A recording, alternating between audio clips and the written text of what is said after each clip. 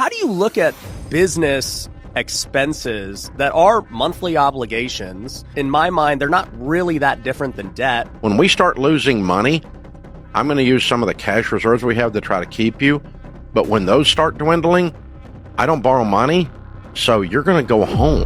If we understand it as a tool, we get less emotional and say, is this going to help my net worth? Is this going to help my cash flow? Is this going to reduce my risk? Well, shouldn't I want to do all three of those? We're going to be reacting to a video of Dave Ramsey and Ryan Pineda talking about, is debt ever a good idea? This is a video that just came out on Ryan Pineda's channel. I'm here with Austin Williams, Demetrius Walker, Alden Armstrong, and we've never seen this clip. And so in the BetterWealth studio, we're going to be reacting for the first time to this clip that Joel, our producer, teed up for us. So without further ado, let's dive in. Let's rock and roll. Let's do it. Is there any point where debt is acceptable? Because I've heard you talk about, getting a primary residence with debt. Like, what changes from that aspect? Well, I just don't yell at people about that one and then put it in a place where you turn around and pay it off quickly. That doesn't mean that all of a sudden debt became a good thing. Yeah. It's just a tolerable thing. And so here's the simple ratio, and we all know this ratio. All your viewers are smart guys and gals. They're not dumb. So the ratio is real simple. More debt equals more risk. Yeah. Less debt equals less risk. And as you manage a portfolio of anything, if you can keep your risk low and play the game a long time, sustainability is the key to wealth building, not being brilliant. All right, let's unpack this. He's saying more debt, more risk, and then he talks about sustainability. I want to hear your guys' reactions to that in real time. Again, we don't have notes 'cause it's the first time we're watching this. When you said more debt equals more risk, my thought was like I kind of agree to a degree, and at the same time, it's like the risk doesn't inherently find itself in the debt itself, but the investor who you are and what you're investing in. So let's define debt, because I think Dave Ramsey would define debt as a loan, right? Fair. Yeah. I would define debt as having a negative net worth. Okay. So for example, if I have $100,000 over here and I choose to do a $100,000 loan, I'm technically, in my opinion, am not in debt. I have $100,000 to back this loan. Okay, are we tracking? I have enough assets. The assets equals my debt. But if I had a $200,000 loan and only $100,000 of assets, I'm $100,000 in debt. And I would actually agree with Dave Ramsey in that scenario. I would agree, which you increase your risk. Now, not all risk is bad. I maybe tend to agree a little bit more with. I can understand where Ryan and Dave are talking about with potentially more risk over a long period of time. Maybe it doesn't compound well, but there's some people that we know that are extremely wealthy and they made that bet because of quote unquote risk. Sure. But where I don't think Dave Ramsey would even agree with me on this is having a loan in general.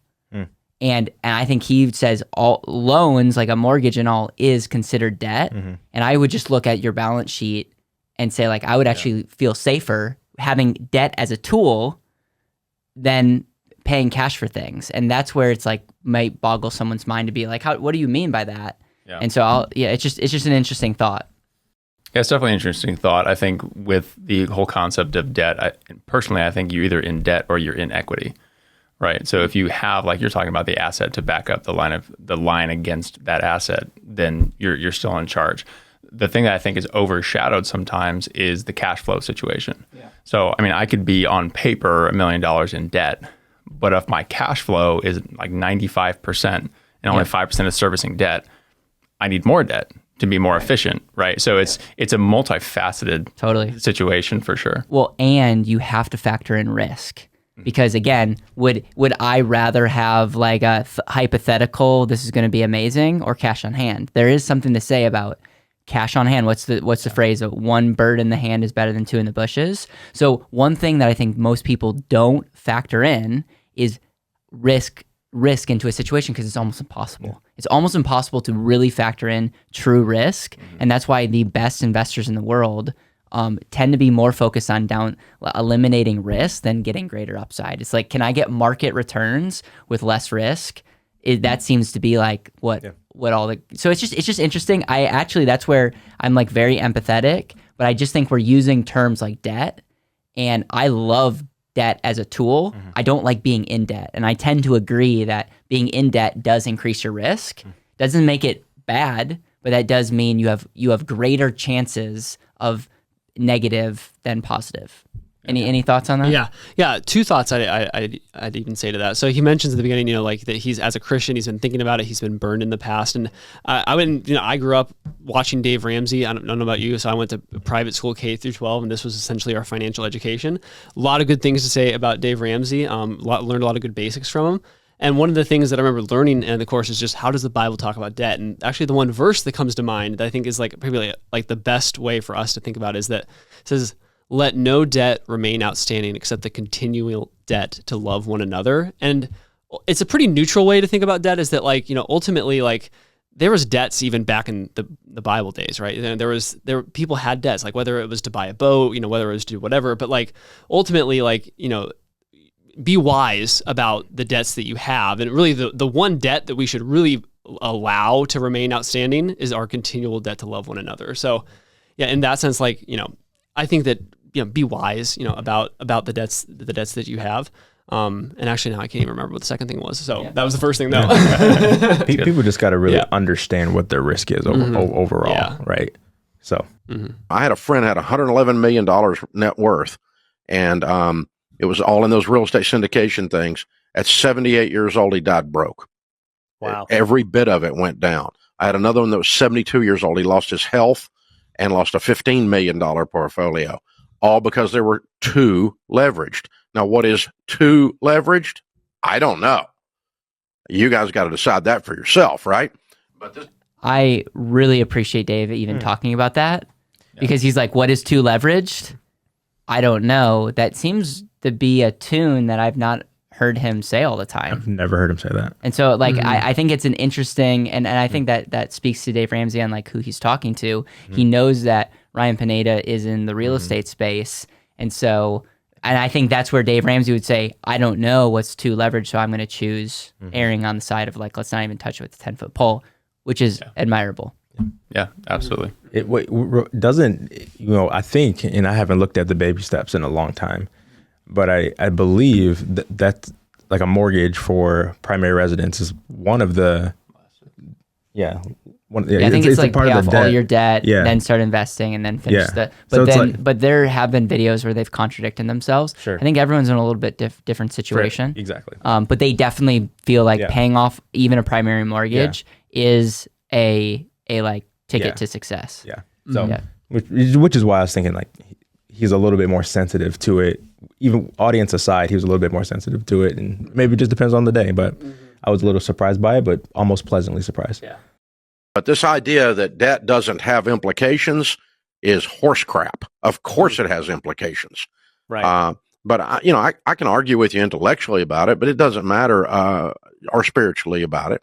I came to the conclusion for anything, I am never going back. Life's too short. Right. And it's worked out. Because here's the thing, even though it's harder initially and it's slower, you don't go backward. There's no reset. All I do is just make money every stinking month. Yeah. All these properties that I own, 100. You know what cash flow looks like on a dadgum? I got an $8 million strip center down here. You know what the cash flow looks like on that sucker? Oh my God, it's amazing. You know how much I worry about it if a tenant gets sideways down there? Zero.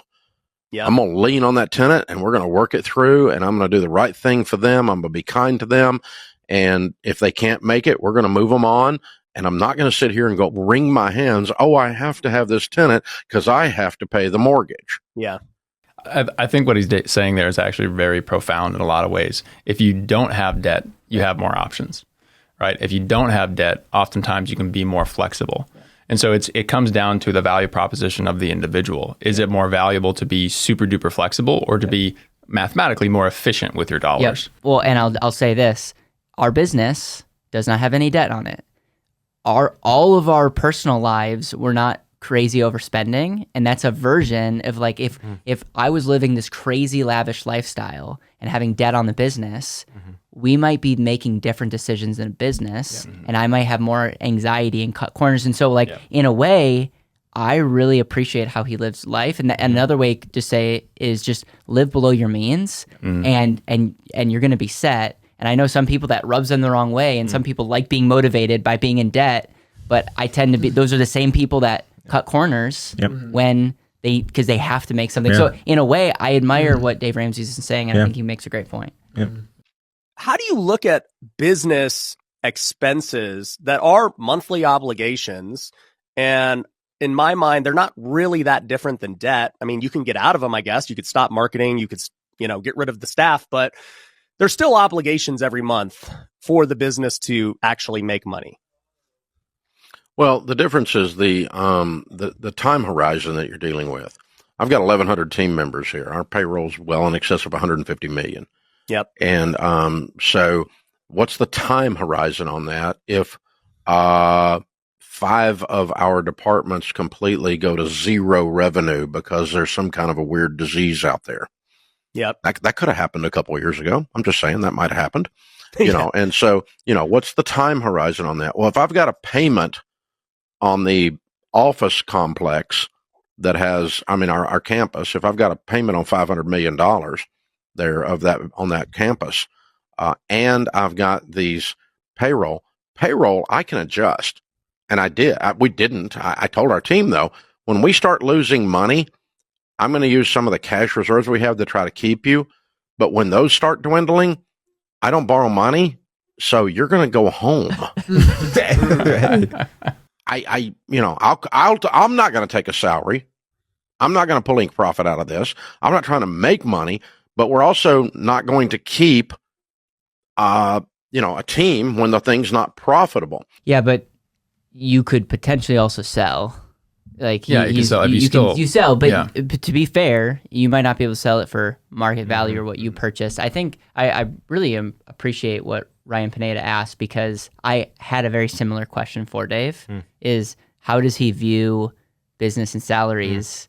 And like that's a huge quote unquote nut. But I think what he would say is they're making their profitable business, and so it is the cost to create profit, but in a way that's the same logic that you would use for debt. Right. I'm using a debt to invest in this thing, and this thing is going to create, but what Dave would say is you have more flexibility to cut some things. And so I appreciate Dave's response. I'm really grateful that Ryan asked that. And so what would be your guys' final thoughts as it relates to the whole, is debt bad, good? Like what are your guys' frameworks on this whole thing? And I'll end as a business owner's perspective around this.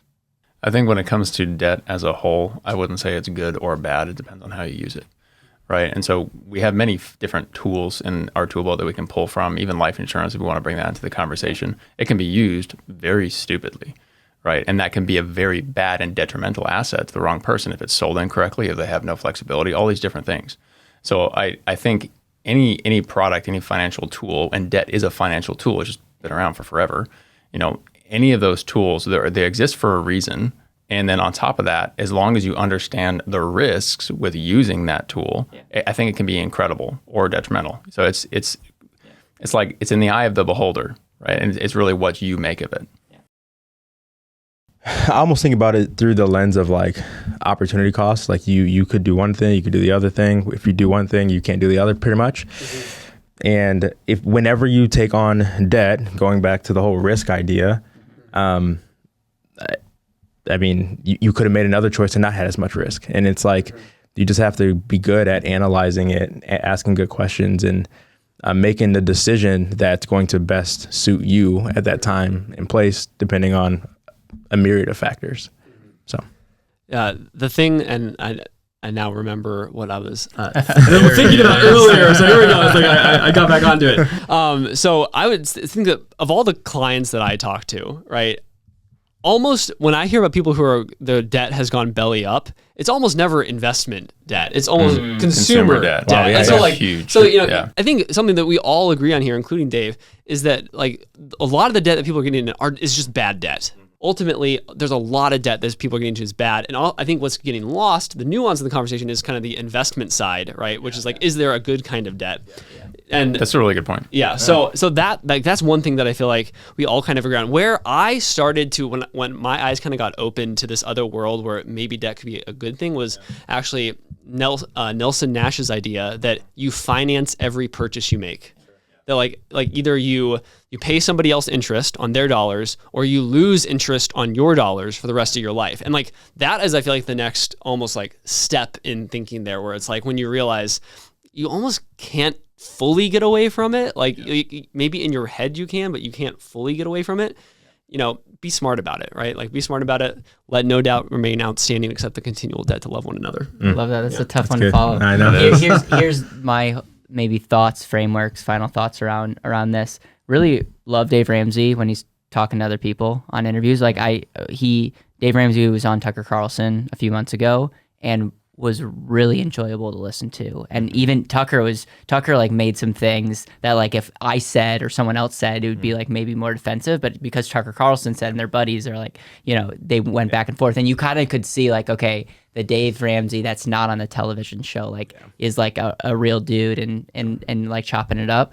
My whole thought though is I actually live my life way more like Dave Ramsey. So for example, I personally wouldn't want to make a decision in business or in my personal life and get something, including a house, if I didn't have the money for it. Now that might sound extreme. Like today, there are properties that my wife and I are looking at. We want to get land, and maybe it's going to be a huge regret. We should have got land, and because land's going to continue to go up in Nashville, and people might be losing their mind. But there's something inside of me that goes, I don't want to make a decision on a big, even though maybe I could afford it on paper, but that would put in jeopardy what we're doing in business, but then would also put in jeopardy like a fear of like, I have to work. Yeah. And I guess that is a lie because we all have to work. There's none of us in this room have, you know, money that we don't have, but it's like, there's an element of like not doing any decision such by that decision creating a risk that would make you a hamster to that. And so it's just it's a thought process. Will there be a time where I take a loan for a business idea? Maybe, but I also have been in business long enough where I'm like, things take longer. Things take more money. Yeah. I'm grateful we don't have debt on the business because if we did, we would just be running at a different level, and I think we would be making decisions because we wouldn't be as long-term thinking. Sure. So in a way, I'm really excited for sitting down with Dave Ramsey and being able to have a nuanced conversations. My biggest thing though is we use debt and he uses debt, and I don't think we're talking about the same thing. I think of debt as being in debt. I think he's talking about being in debt, but anything, whether it's a credit card, because that's a gateway drug, or it's a mortgage, or it's different type of car debt. And I think that's where it's like, let's look at it as a tool. If we understand it as a tool, we get less emotional and say, is this going to help my net worth? Is this going to help my cash flow? Is this going to reduce my risk? Well, shouldn't I want to do all three of those? And oh, by the way, if this is a 30-year mortgage, why wouldn't I do that? Right. Yeah. And at the same time, most debt decreases your net worth, decreases your cash flow, and increases your risk. And then there's no amount of ways that I would get behind that. And so overall, I think we agree more than we disagree. We would love to hear from you on what your thoughts are. And Ryan, thank you for asking that question at the end about business owners. And we'll see you on the other side.